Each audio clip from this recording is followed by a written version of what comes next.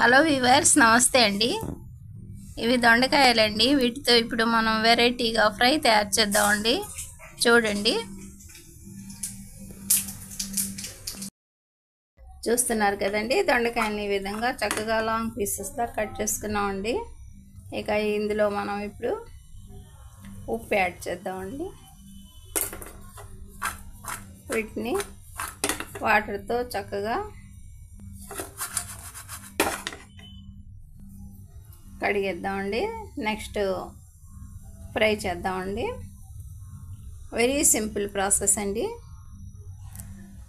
ఉప్పు 1 spoon add చేశానండి. 1 నిమిషం తర్వాత కడిగేద్దామండి. ప్యాన్లో ఆయిల్ వేసామండి. తిరగమాత గింజలు అదేనండి, పోపు మసాలా, కర్రీ లీవ్స్ వేసామండి.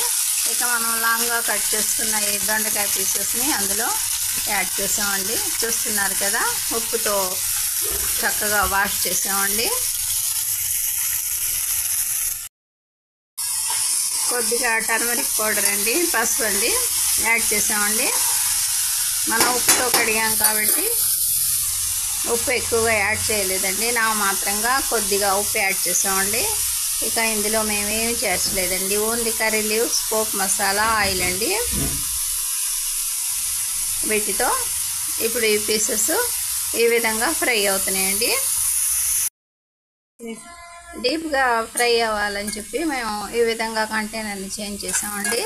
ఇక 1 స్పూన్ కోకో పౌడర్ అండి, 1 స్పూన్ రెడ్ చిల్లీ పౌడర్ అండి. ప్యాన్లో కంటే ఈ కంటైనర్లో డీప్గా ఫ్రై అవుతుంది అని చెప్పేసి ఈ విధంగా చేంజ్ చేసామండి.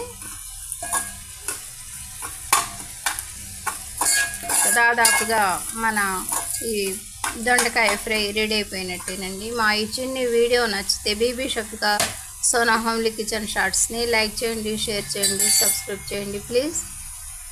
బై అండి.